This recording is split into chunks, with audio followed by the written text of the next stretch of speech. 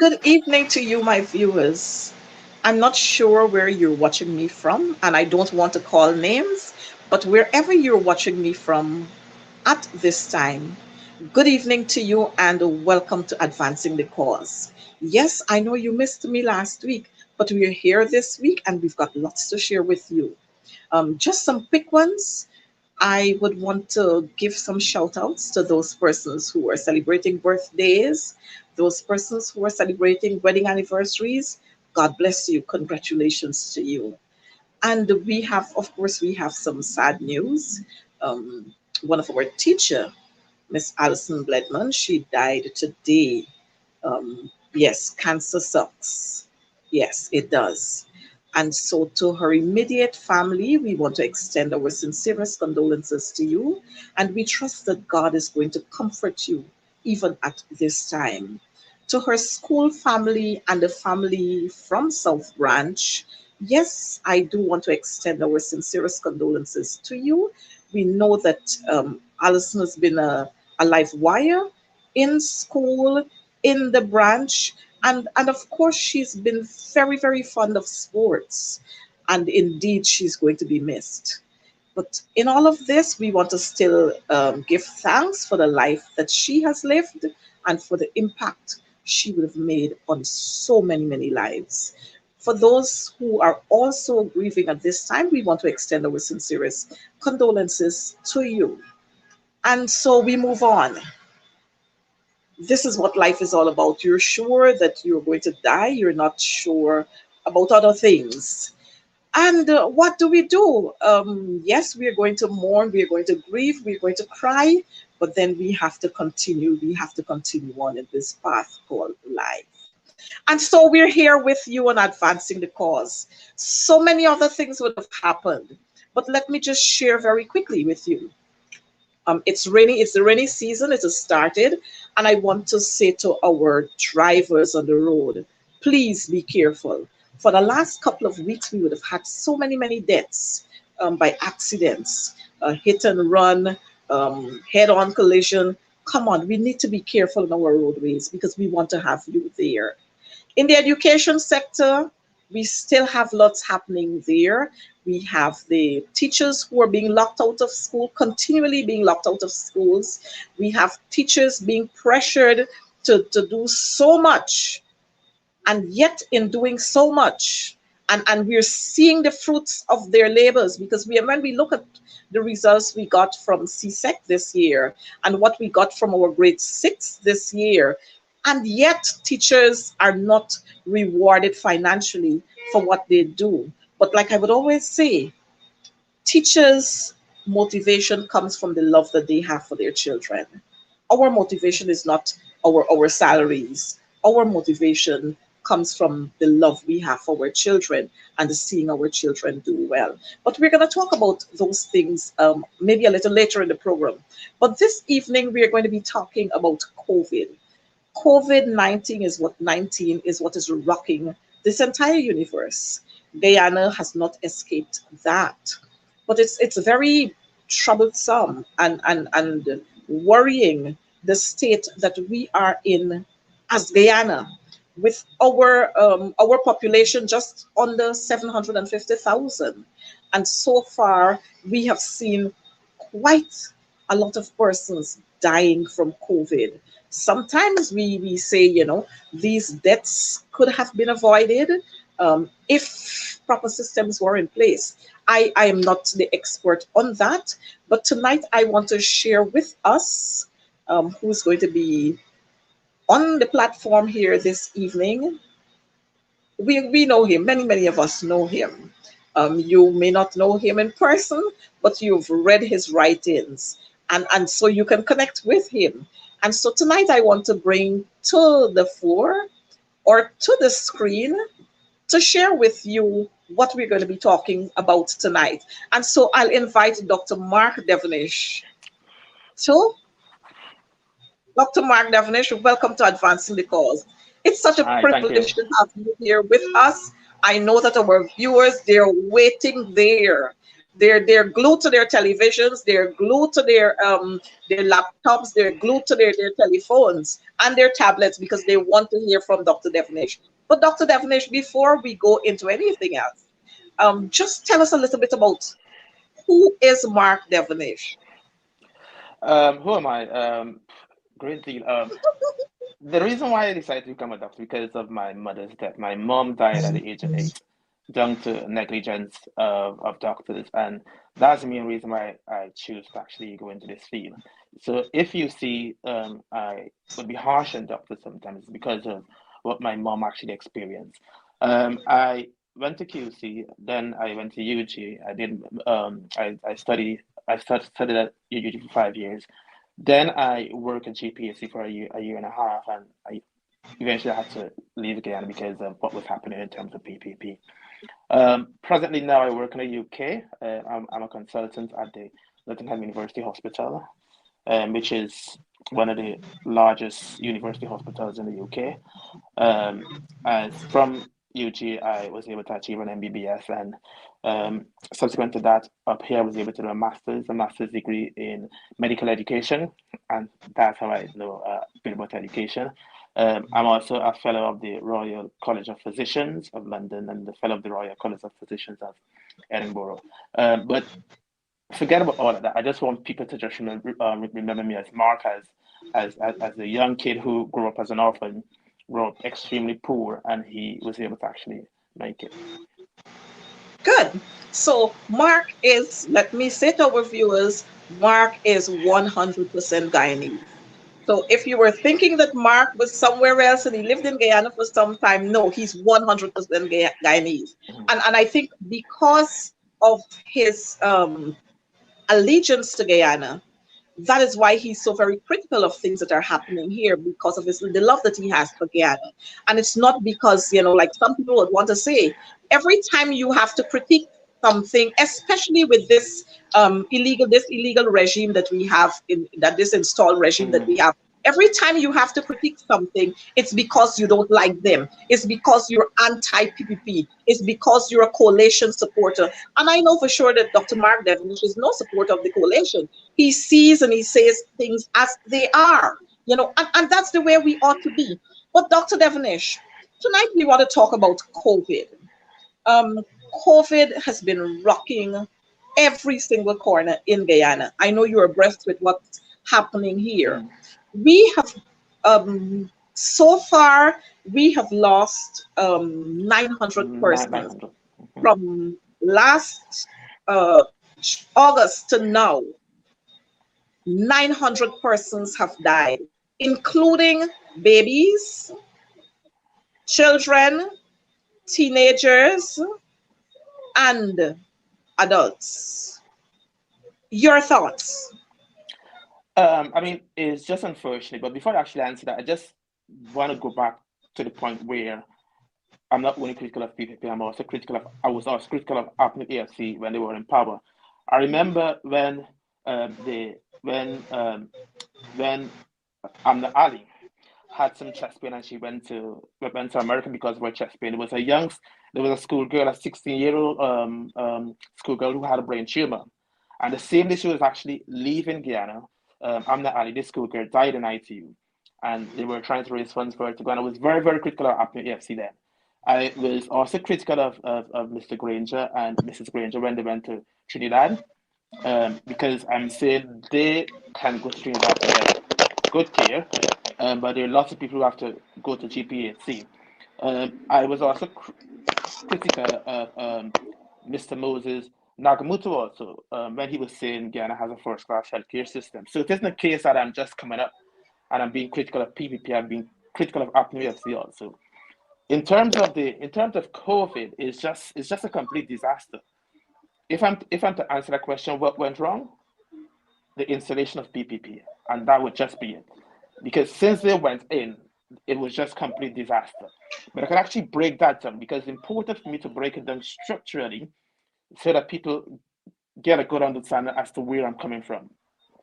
First and foremost, anyone that works in the health field would know that when you complete a shift and you're going home and it's time to go home, you go through a process of handover where you hand over the patients to the next team that comes on.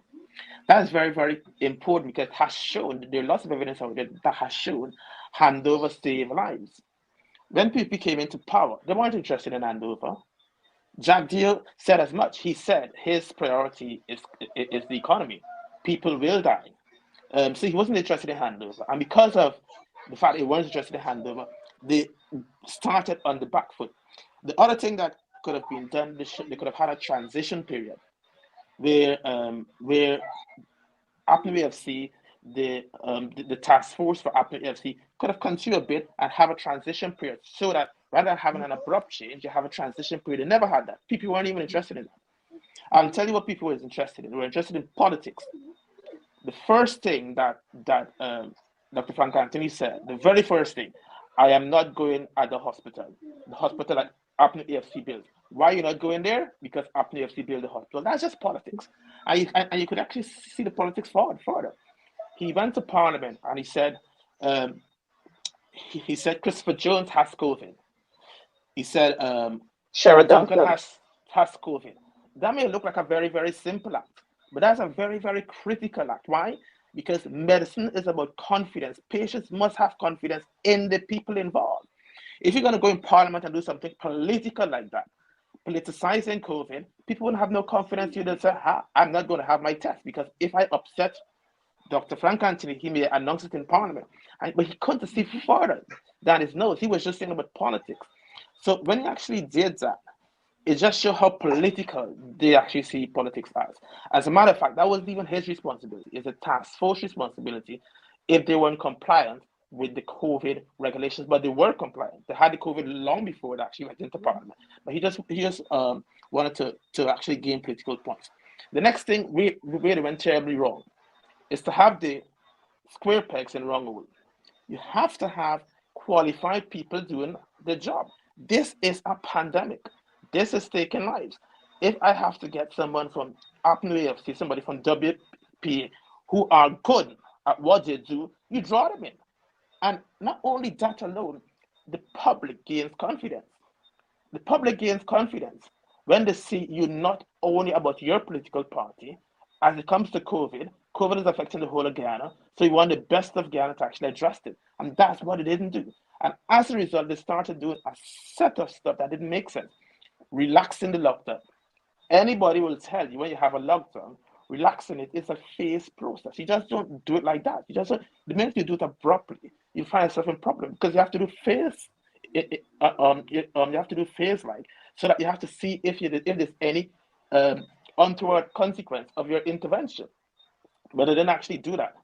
And the other thing that they failed to do also is to reinforce public um, public public health measures. That's very, very important. And you have to lead by example. You can't have the people in PvP not wearing face masks and telling people to wear face masks. You can't not take COVID seriously and expect the people to take COVID seriously. The Exactly. people will reflect what you do. And that is why you have to set the example. Even if this person is the best part, even this person is minister of this, and they flout the COVID regulations, they have to face the consequence. You can't have Palm Court and have the big ones at Palm Court could afford to flout it, but the guys in Albright can't flout because that would create a conflict. So they went terribly wrong with that. The other thing that they went terribly wrong with is when you see things are not working well, be straight with the people. The people aren't stupid. Guyanese aren't stupid. People aren't stupid. They know when things aren't going right. They're seeing people dying. And when you come and tell them ridiculous excuse like increased deaths is due to increased testing, they're going to ask you if you went to University of Iceland. That doesn't make any sense. If you test in more people, you don't expect more people to die. As a matter of fact, they'll tell you, stop testing them. Stop testing. But then they had these political doctors. I call them the quintet of quacks. These political doctors, because there was five of them, who would come and make all manner of excuses why deaths are increasing. And I was telling them deaths are increasing because you're on the testing and you're not enforcing public health measures. That was before the vaccine. And even before the vaccines came out, I was telling them about the vaccines also. We were telling them about the vaccine, but they did not care. Their priority is never vaccine. Their priority is sugar. Billions to pump into sugar, billions to pump into sugar. And what they actually did to get vaccines, they went around the place begging. They went to India, and India said, "Oh, you can have these Covaxin." They take Covaxin, and they didn't even do the research on the Covaxin.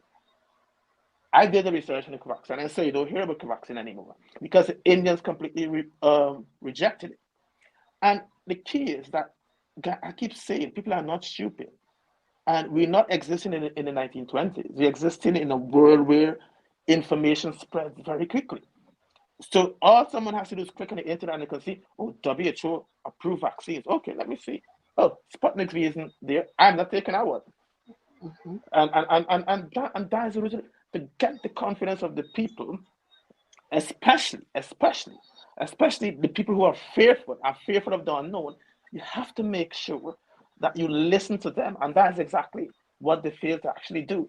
And now that we have all these deaths is a consequence of their lackadaisical approach to COVID. Lackadaisical approach to COVID, have no interest in managing COVID, and the only interested in making excuses. First, they blame the minibus drivers because of the death increase. They're blaming everyone but themselves. I just want to wait to see the day where they sit down and say, "We got this wrong.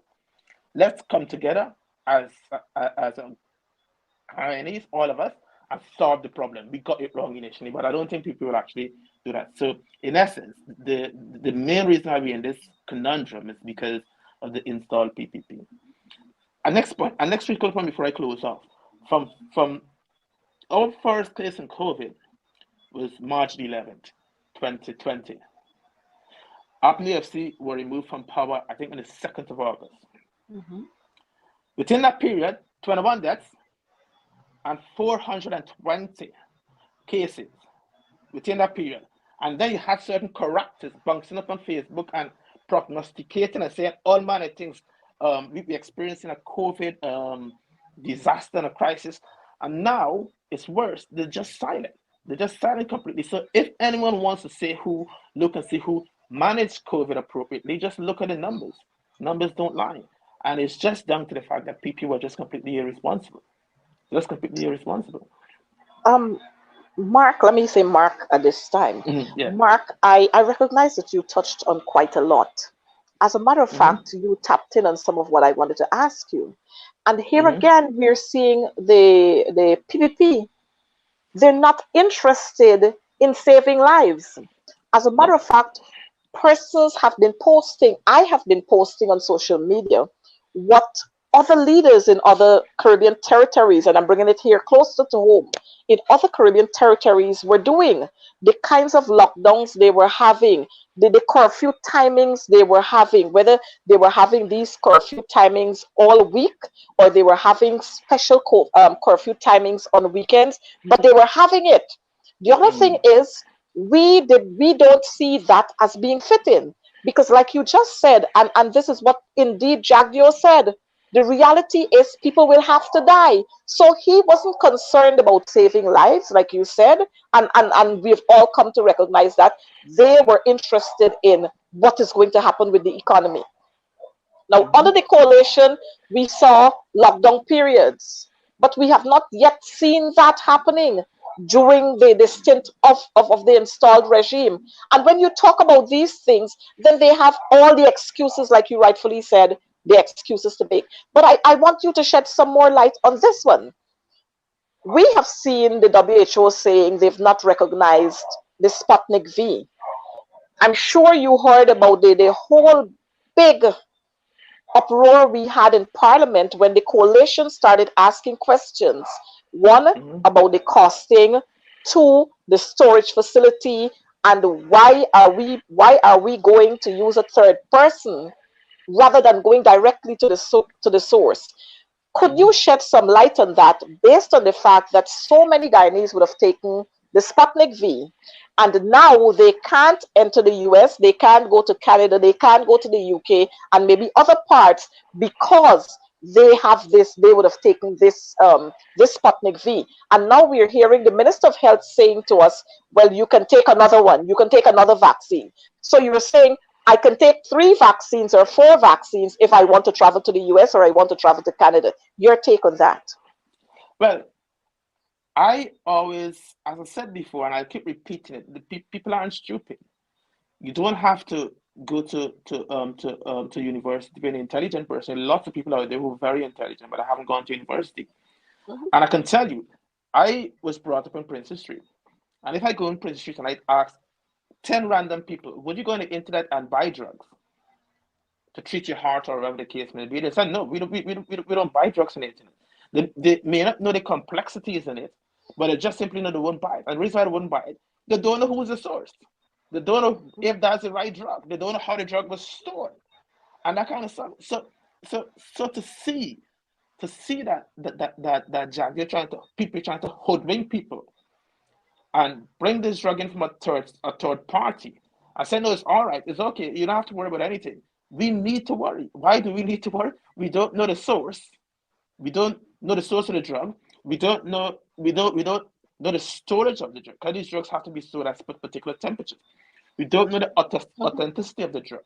Because WHO said at least 10% of the COVID vaccines out there are fake. We don't know if it's fake.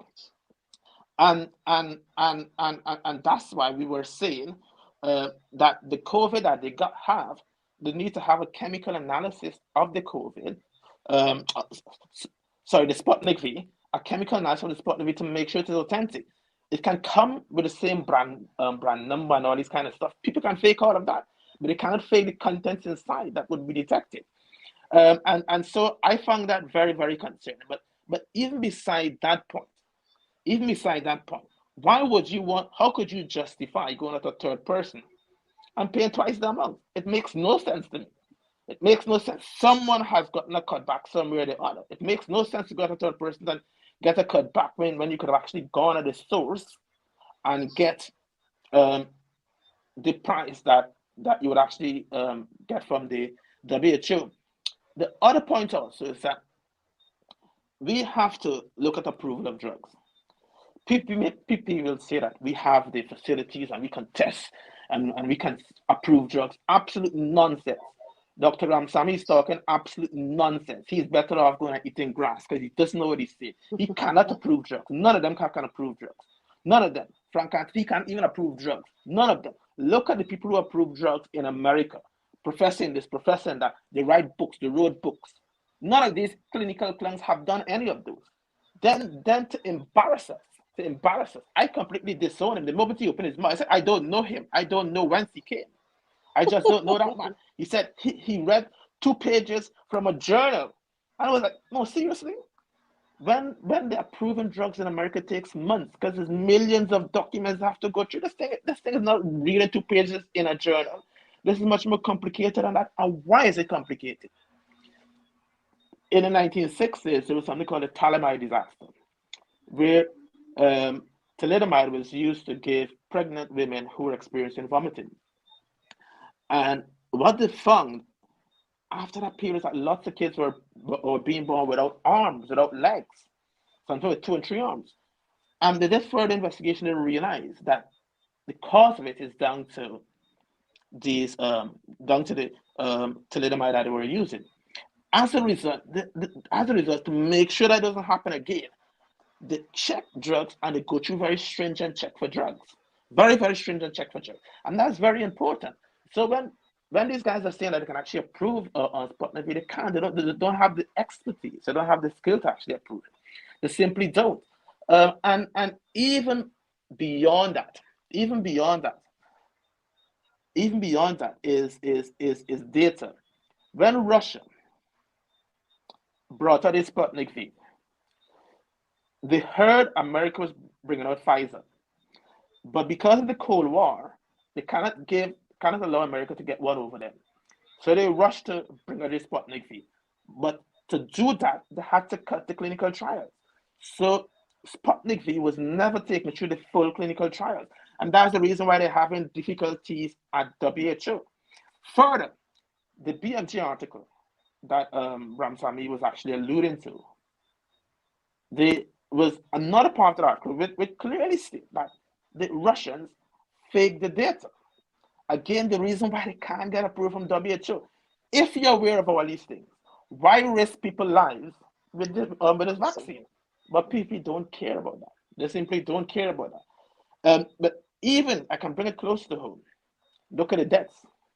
Last week we had like 10 or something deaths, and five out of those were fully vaccinated. That should be telling you something. And they had a certain percentage who were partially vaccinated. That should be telling you something. There's something going wrong here. But PP is not the type of, is this is the group that will do an introspection and try to see where's the root of the problem. They just continue ponging on and ponging on and ponging on. But it's just gonna end up being a disaster. So now people can't go to America, they can't go to Canada, they can't go to Britain and all these other countries. People knew that. I wrote about that months ago. So they had to be aware of it. They had to be, if I was aware of it, they had to be aware of it. But they weren't straight with the people.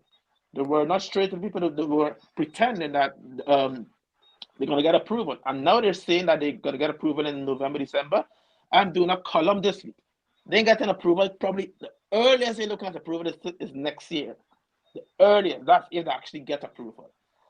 So it's just a disaster, a complete disaster, but it's a disaster of people making. And I will go back to the fact when you have such a crisis of infection, where people dying, you need to have the best brains to come together, regardless of what. I don't care which.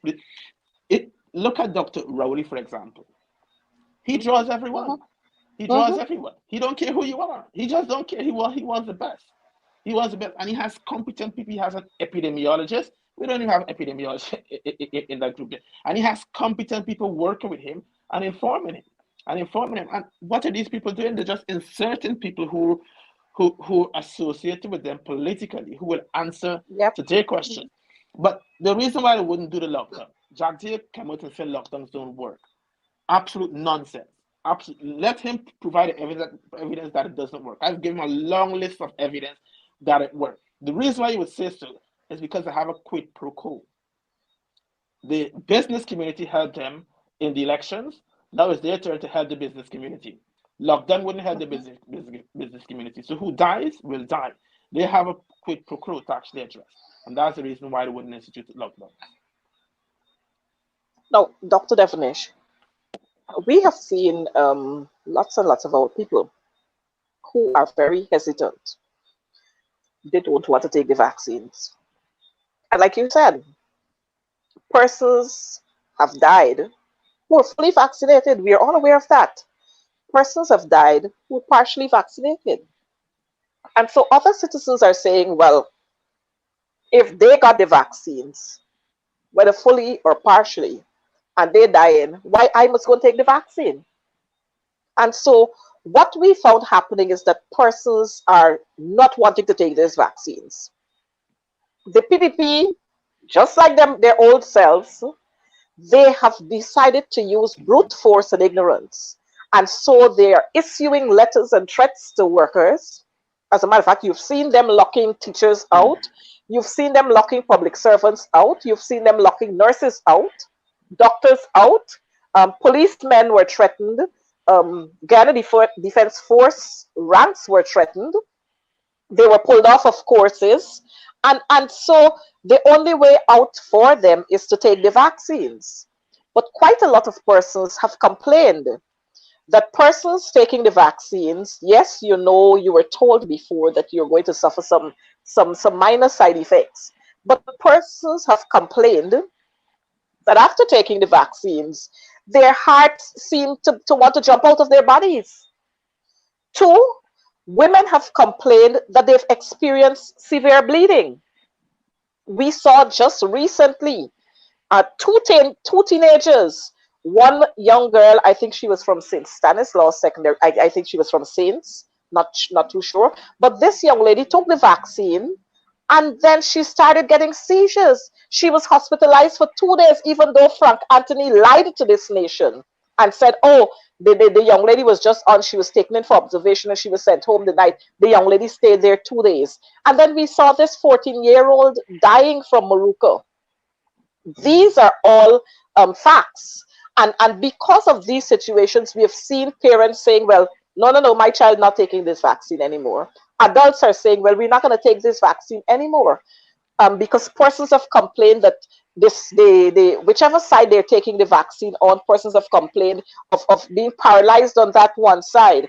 You hear persons talking about well, all the time I was good. And I go and take these vaccines, and all kinds of things raising up now. What are your thoughts on these? Because we have been saying to Frank Anthony, rather than forcing the populace to take the vaccine, educate them. Educate them, but we recognize that he cannot do that because he doesn't have the Mm, facts. Your exactly. thoughts, Yeah, your thoughts on yeah, completely exactly. What Dr. Frank Anthony needs to do is to look at how other leaders actually go about it or went about it.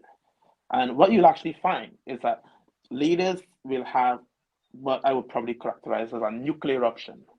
But your nuclear option is always your last option. And before your nuclear option, there are other options. And with COVID, lots of people are anxious. Lots of people are worried, not because Mhm, only because of health, but because of economic implications, social implications, and other factors. So what you need to do, you need to get these people on board. You need to get them on board, speak with them, communicate with them, see what they want, because you are there to serve. See what they want. Their demands are not extreme. They're not asking for a house or a plot of land for the vaccine. All they're simply asking you is to do what everyone else is doing. Give us WHO approved vaccines. mhm, There mhm, can't be anything too difficult about that. When you're gonna go and build a new hospital on top of the hospital in on top of the COVID hospital, when you're gonna go and build other hospitals to house more patients, to me it's cheaper to simply go and get WHO approved vaccine. To me that makes more and it's much more easy.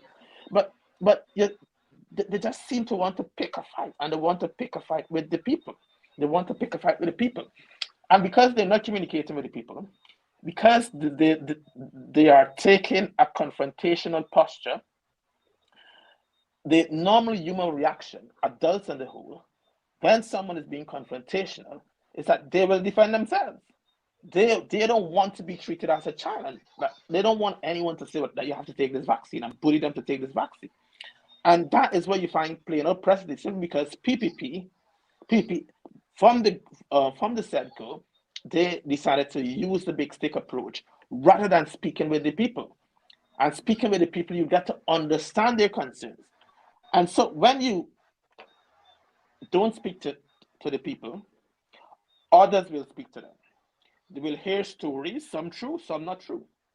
They will see things on Facebook, some true, some not true. They will see things in the newspaper or on the internet, some true, some not true. But they're going to believe all of that simply because the leaders were not speaking to them. The leaders refused to speak to them.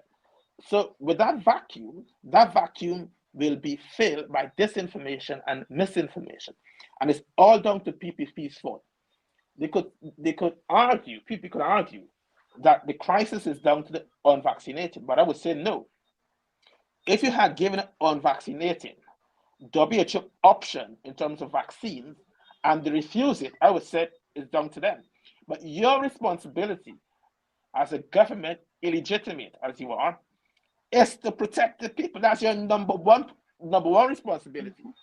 And there's no better way to protect the people against COVID than to have a WHO approved vaccine. You don't have the systems in place to approve vaccines. So you have to wait until WHO approve it. And that is part of the problem also. They, they, they are just deluded in believing that they're the bastion of wisdom and they could solve all the problems. And in so doing, they've created a bigger crisis. Today, mhm, today we have 900 people dead. mhm, And mhm, look at how the exponential increasing in deaths. Any rational person would have stepped back and said, I need to do a reflection here. Something's going wrong. Something. If I locking up the buildings, I training the people up, and I doing all this, and I put a rope around their neck, but still they're not taking the vaccine. I got to be doing something wrong. But they don't have that reflection. And they are prepared to continue down the path, even though it's a path of death. And it's really, really unfortunate. it's rather unfortunate, and we are in for sad times here in Guyana. Except for those of us who have monies that we can fly somewhere, the ordinary man will suffer here and they will die because Mm-hmm. this government is not about the people. And we all know that. we have seen over the last couple of months, and like you keep saying, all the explanations we hear about, well, when you were small, you took vaccines, you took polio, and you took vaccines for measles, so it's okay, that you should take the vaccines, or you must take the vaccines for COVID. And if you decide you don't want to do that, then it's a whole big cry. You're being threatened, your salaries are going to be cut, your names will come off the payroll, and these kinds of things.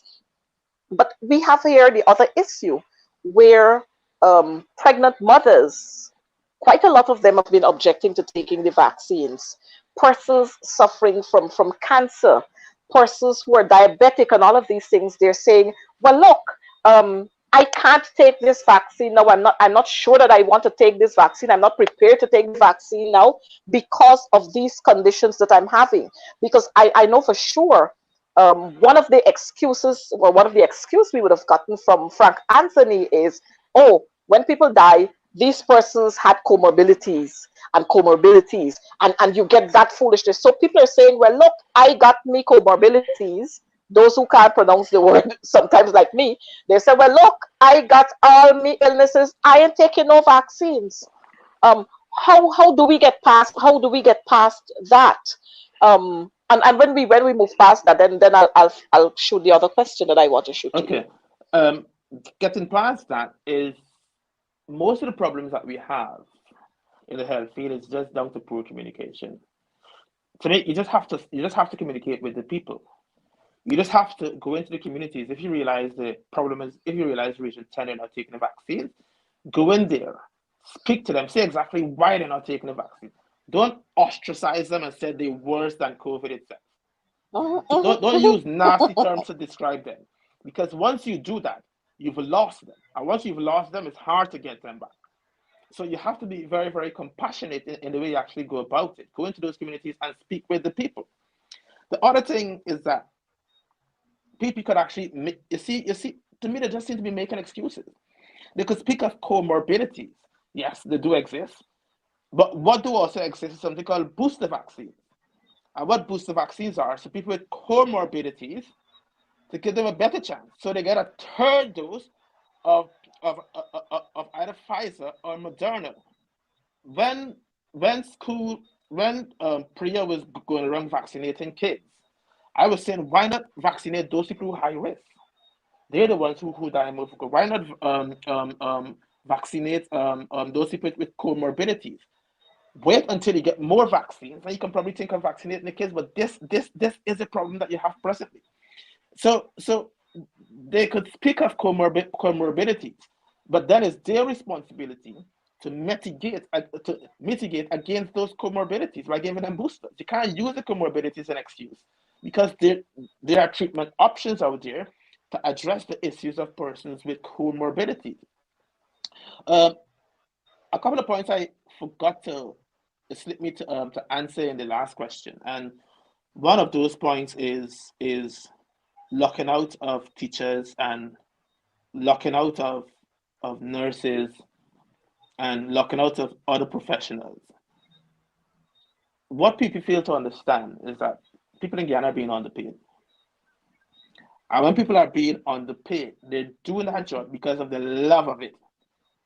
You have to be in their good books all the time, as Shagdale has a black book. You has to be in the teacher's black book of good books all the time. You don't want to go in the black books. You see, when you start antagonizing those people, who's gonna feel it? Your son or your daughter who goes to school, your aunt or your uncle or your mom who goes to the hospital. You cannot antagonize them. You have to be good towards them. You really, really have to be good towards them. Sit down and speak with the people. Over here, as I speak, healthcare professionals are not mandated to take the vaccine, because what they're doing a 6 weeks consultation.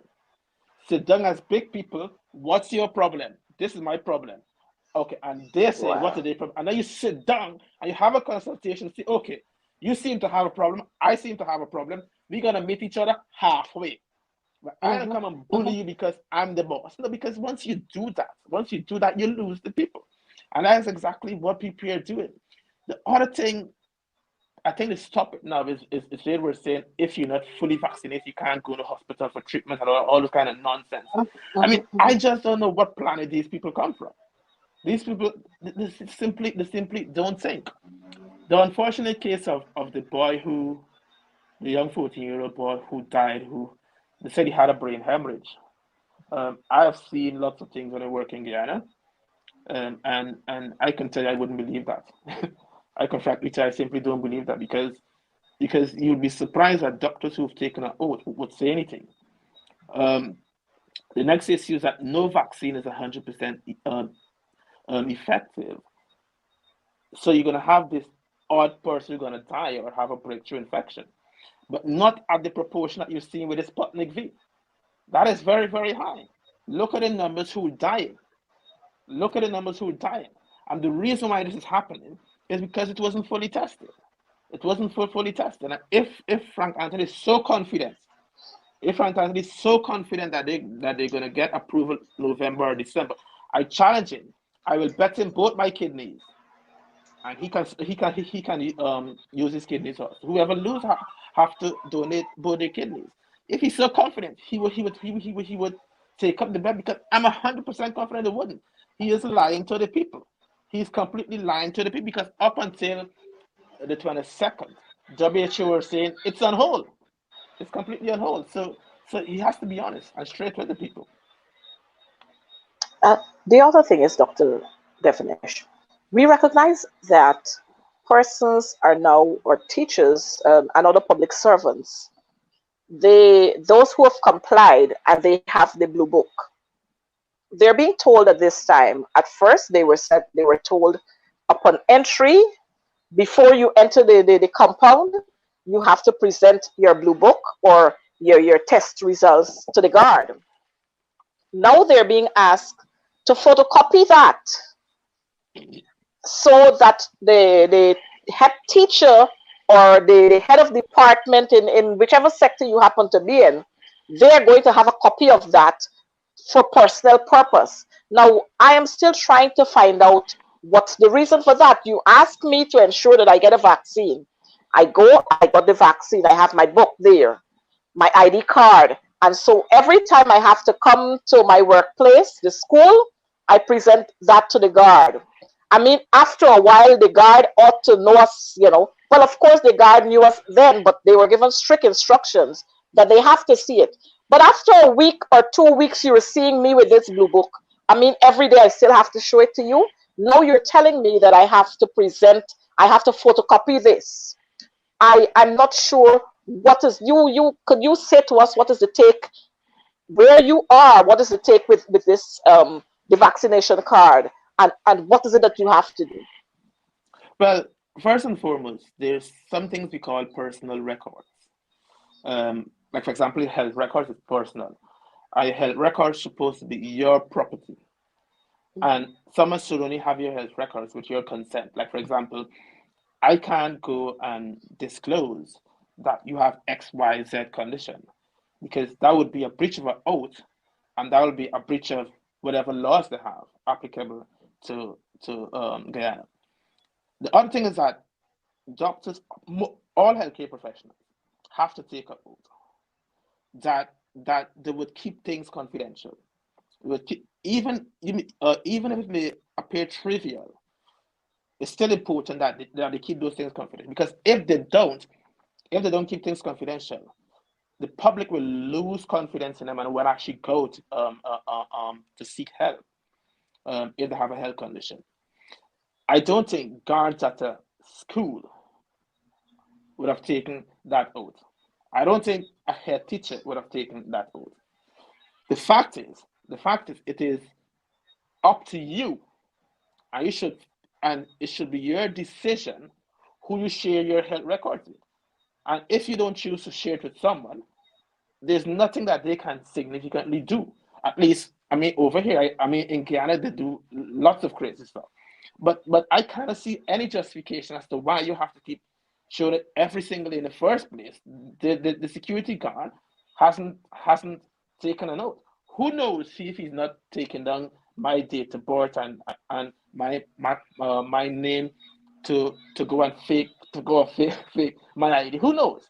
He could be doing Uh-huh. anything he wants. And that is why it is critical. So you have to make sure that those eyes that see your medical record are the eyes that meant to see it. That and the eyes that have seen it have to respect it. So I don't quite understand why they would want to photocopy it. It makes absolutely no sense. Why they would actually want to photocopy it and put people through the burden of having to show this every single day. It just doesn't make any sense. There must be a better way of actually doing it. There must be a better way of actually doing it.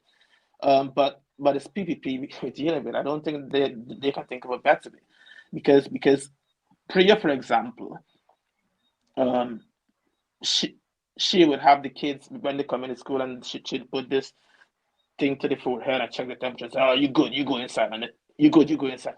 But little does she know, the vast majority of kids who have COVID don't have symptoms. So when you put a thing to the head, even if it's normal, they could have COVID. They could have COVID. And the whole crisis that you're seeing happening in school presently, she was forewarned about it. You have to test kids before they leave home. There's simple test kits called a lateral flow test kit. Very cheap. I don't know how much it covers, but it's very cheap. Let kids take it home. They do it. If they're positive, they stay home. You don't want it coming in school and infect the others. But if you don't do that, you're gonna find one child is gonna come and infect the whole school. If the child doesn't have if the child doesn't have symptoms. But to answer your question, I don't know why they would want it photocopy, because the moment it's photocopy, it's not really authentic. It's not really authentic, so I don't know why they wanted photocopy. But Well, it's just Mark, we have been saying too, because uh, I am General Secretary for the Ghana Teachers Union. And so we have been saying to our head teachers, you're not a medical professional. And no. so collecting vaccination card and checking vaccination card, that's not your business. If the ministry wants to have that, ask them to employ a health professional, allow a health professional to come to your school and get them to do that. But like everything else, we have sometimes it is so laughable that some of the security guards that we have, they are not even vaccinated. That's one. Two, some of them can't even read what is on that Yeah, vaccination exactly, card. They see your name exactly. there, they look at your name, and they Mm-hmm. watch at your ID card, and they say, oh yes, the name's matching, so it's all well and Mm-hmm. good. and Yeah. and it is because of those very reasons that we have so many things happening, not only in our schools but in the public sector widely. Mm-hmm. We have in Let me talk about what's happening in education. We Since schools would have been reopened, we have in excess of 50 schools or more, and these are the reported ones, where Mm-hmm. persons came down with COVID, either a teacher or teachers, pupils or students, cleaners came down with COVID. At first, we were closing those schools. Those schools were being closed for 14 days, which is the quarantine period that you have to be on. Now, when Priya recognized that so many schools are being closed, she doesn't want to look embarrassed. She doesn't want to feel embarrassed. So you know what she's been doing? She has instructed her officers to instruct head teachers that the school must be closed for 2 days.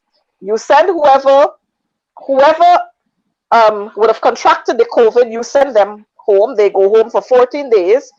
Maybe one or two persons who were close to her, they would go to get tested. You sanitize the school for 1 day, and the next day schools are reopened. Now, I know quite a lot of our parents, quite a lot of teachers are standing up against those practices, because we're saying 1 2 days will not is not enough time for somebody to decide whether you have COVID or not. I know there are persons who are in close contact with persons who would have contracted COVID. 1 week they went to do a test, that test showed negative.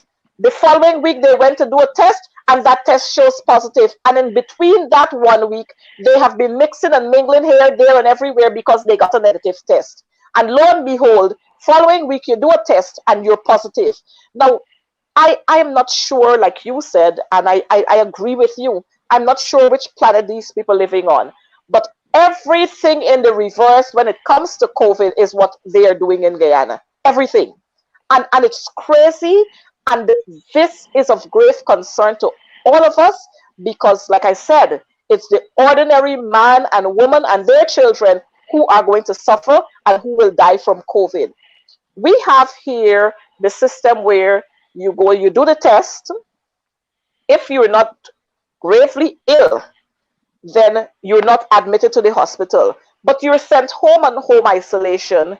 Nobody, absolutely nobody, because I've had several persons who complain. They have tested positive, they have not displayed any signs, but nobody from the healthcare profession, nobody from the Ministry of Health would have called to ask, how are you doing today? Anything happening? Any signs, any symptom? And nothing. Nothing. How do we deal with these? Well, uh, I read an article in the Village Voice about 2 months ago where Dr. Karen Cummins were saying that there's a failure of surveillance of people in isolation or quarantine. And I would have actually thought that PPP would have actually take that on board and do something about it. When you put someone in isolation, yeah, you put them in isolation to make sure that they don't infect others. But at the same time, you have a responsibility to make sure that they are well and they are complying with the isolation or quarantine. If no one is contacting them, that is just, I just don't know how to actually describe it. Then those very people could actually leave the house and simply go on the street and infect others Mhm, because they mhm, know for the fact that no one is keeping an eye on them. And that is something that they have to address. The other issue is in schools and school closure and how long people should stay away. What Priya needs to understand, which she probably doesn't, is the concept of incubation period.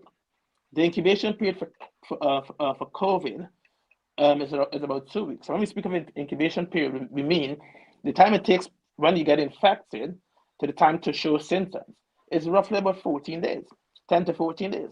And that's why if anyone is infected or you suspect they're infected, you isolate them for that period of time. The other issues at schools in Ghana, because obviously I went to school in Ghana, they have an open plan. The building is open plan. You don't have special room like this class in this one room, the other in the room. So if one child cough here, it's gonna spread straight down. So because it's an open plan. And as a result, you don't know exactly who's been exposed to COVID with that child. And so you seriously, if you really and honestly serious about COVID and the implications of COVID on children, you would make sure that the schools are closed at least for 10 days, 10 to 40 days. 2 days won't be enough. 2 days, if you have a break out of COVID, 2 days won't be enough. But all of this was preventable. It's preventable if they were doing the right thing. WHO has guidance on schools reopening, what they should do and what they shouldn't do. And all people are doing presently is what they shouldn't be doing. What have they done? They were installed in August 2020. They had over 13 months to get the schools prepared for COVID. They haven't. The school's supposed to have standpipes for the kids to wash their hands. And the standpipe's supposed to be 6 feet apart. You can't have them 2 feet apart, or you can't have one standpipe. All the kids would simply gang up to get to that one standpipe. You have to have a series of alcohol gel stands. You have to make sure that the classrooms are well open and ventilated. You have to make sure that you have a systems in place where the kids can get themselves tested before they leave home at least 3 times a week. So so you're picking up the COVID cases before they actually get to school. All these things you have to ensure. You have to ensure that you train the teachers. The teachers have to be trained on what to do if someone has a positive COVID. You must have strict policies. This nonsense of prayer saying each school developing their own policies is nonsense. You need to have standards because standards are important. The only way you could just success or failure is if you have a consistency in standards. And to get consistency in standards it has to come from centrally. So you have to have systems in place where the teachers will know what to do if somebody has a positive test. You have to have systems in place. Okay, Tom Jones has a positive test. Just called Tom Jones' mother. Tom Jones' mother says she's going to be held up for the next hour. Take Tom Jones into the COVID area. the COVID area of the school. You have to have a designated COVID area of the school. And all these basic things you have to have that they don't have. And the reason why they don't have it, COVID was never a priority. Their priority was the sugar industry, and their priority was the business sector. So that when 17 schools, at least 17 schools closed in the first week, I wasn't surprised. Mhm. I said that Mhm. was a disaster waiting to happen because if you don't Mhm. have proper systems in place to to deal with COVID, it's gonna run rampant in the schools, and that's exactly what you see. So she doesn't want to look, she don't want to look like a complete failure. So she would tell them only shut the school for 2 days. But Mhm. if she has a Mhm. conscience, her daughter wrote comprehensions the other day, so she has a young child. Would she want her child to be exposed to that? Because she don't because a minister of the government don't want to look embarrassed. So it's only 2 days. Sometimes you have to think. I would treat other children the way I want my children to be treated. This whole nonsense of closing school for nearly 18 months. 18 months, over 500 kids didn't go to take their exams. And you celebrating drinking champagne. Why? Mhm. Because you come from Mhm. the privileged sector Yep.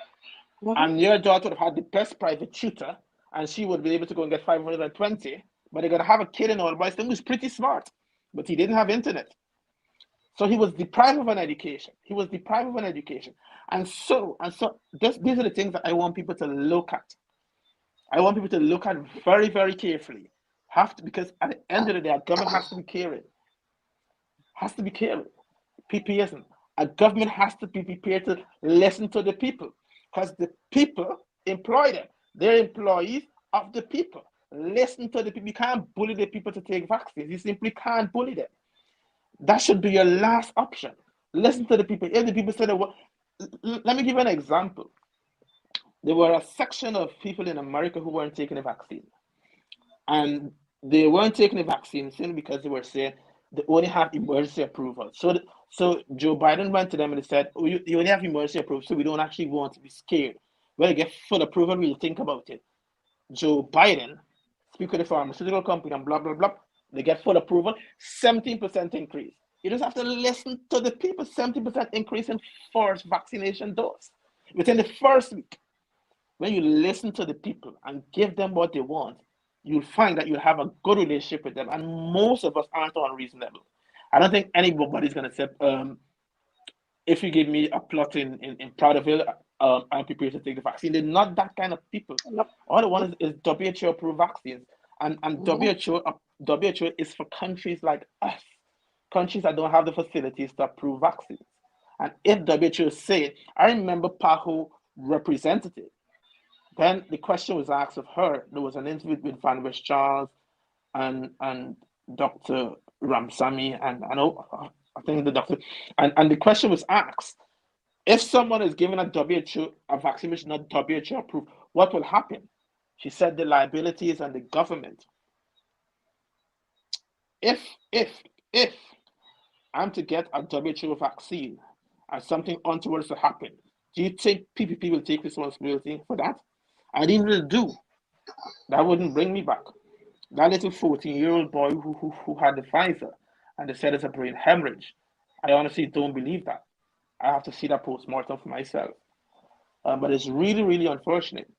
And it's just a reflection of a government who's very uncaring, who sees more important to open a brothel before they open a school.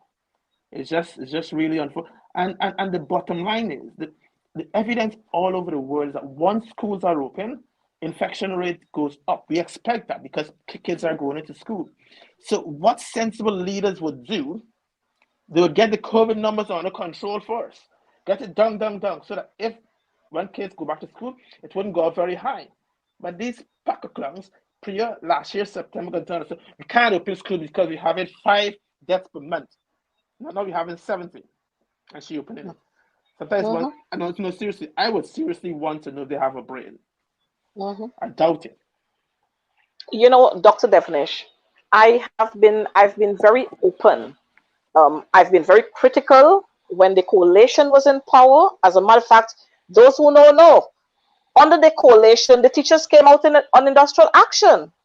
Yeah. And then it wasn't political then. It wasn't political then, Mm-hmm. but now Mm-hmm. it's political now. And every Exactly. action of the GTU is political now. Back Exactly. then, Jack Deere was on television, national television. He had a press Yeah. conference to talk about the GTU strike, and the teachers wanted the government to engage them. They're crying out for engagement, and he was beating the coalition. But now, Mm-hmm. when they are refusing to talk with the GTU, and they don't want to talk to the GTU if X person or Y person is a part of the team. Mm-hmm. It is not, it's now political. The issue now is political. It's politically driven. But the thing Mm-hmm. is, and we're coming off of COVID, but that's all right. The thing is, the issues that teachers were talking about in 2018 are the same issues and more that we're talking about now. What we have added now is the fact that we have COVID, and COVID Mm-hmm. kills. And so Exactly. teachers and the teachers representative, we're concerned about the safety of not only our members, but about the children and by extension their Mm-hmm. families. And so we Mm-hmm. have been saying to the Ministry of Education, let's work as a team. Let's go out there, ensure that our schools are fully equipped. If we really want to have schools reopen, ensure that our schools are fully equipped. And not only today, you're going to send maybe a half gallon of bleach or two gallons of bleach to the schools and some soap powder and something else. And that's it for the rest of the term. We have to continually supply the schools with the resources that they need. In some schools that we have now, we have classrooms. But are those classrooms well ventilated? We need to check that out for ourselves. And they're not. We have Mm-hmm. these sinks, these wash sinks that they've built, Mm-hmm. where they have these standpipes and children come there. But the thing is, you turn on the pipe. I come, I turn on the pipe. I turn off the pipe. Mark comes, Mark turn on, Mark turns off. Whatever I have, I'm holding Mm-hmm. the pipe. It stays there. Mark comes and he collects whatever is there. And we don't, these are some of the things that they don't understand or they just Mm-hmm. don't want to understand. I've spoken out aloud about Priya, where she is comfortable posing with other people's children, 12-year-old, 14 years old, 15 years old, taking the vaccine. But she's not comfortable as a leader. I would say this all the time.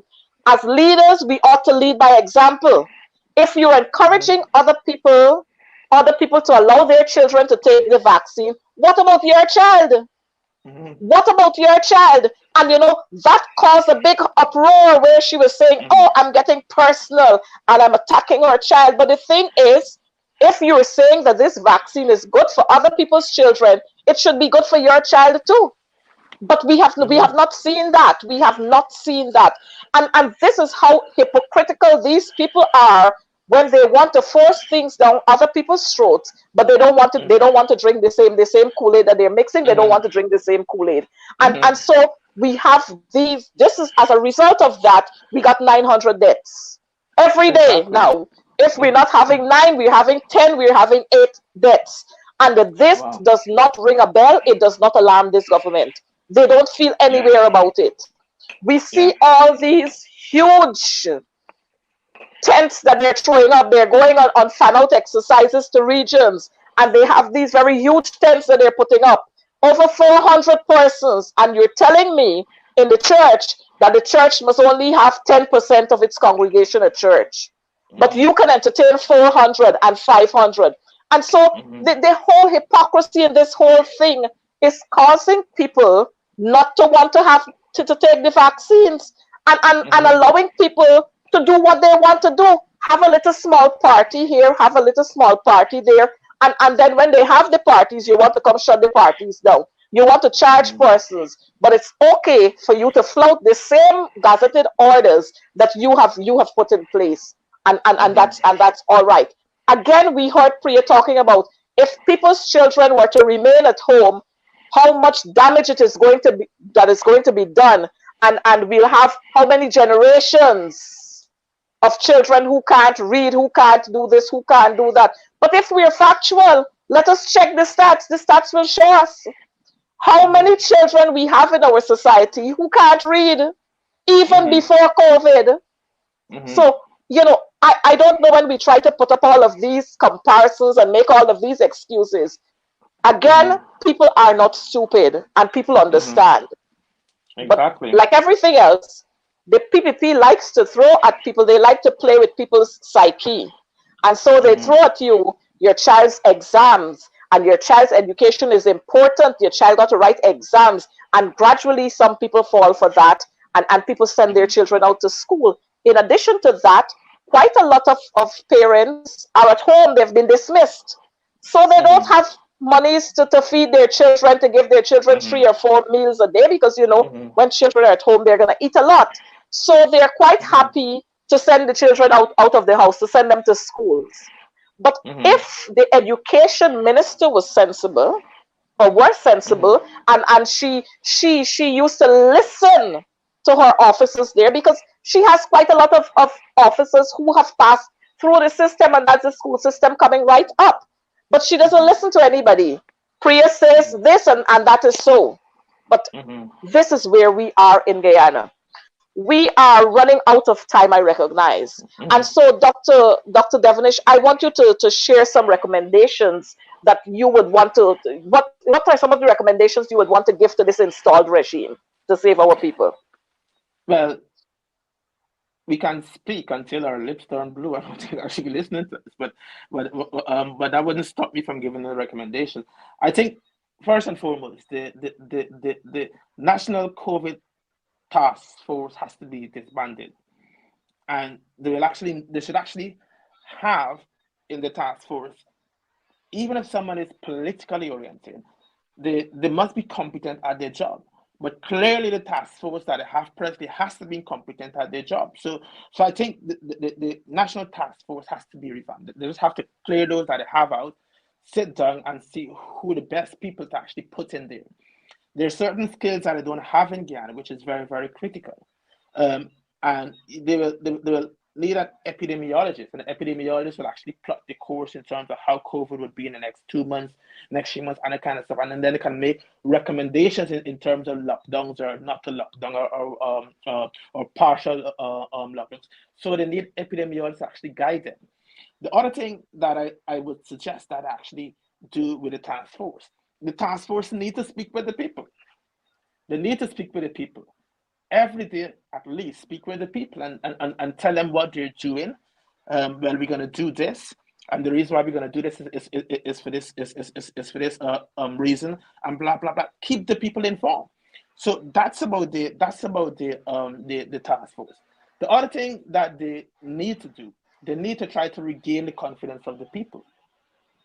Guyanese people are very, very forgiving. I can tell you that because I grew up in British where I see our trenching clean for 5 years. And as soon as the election comes, they clean we trench and everybody in the street gone and vote. And they would forget that they didn't clean trench in the past. Guyanese are very forgiving. It's not hard to give the Guyanese people what they want in terms of WHO vaccine. We want WHO vaccine. Give them that.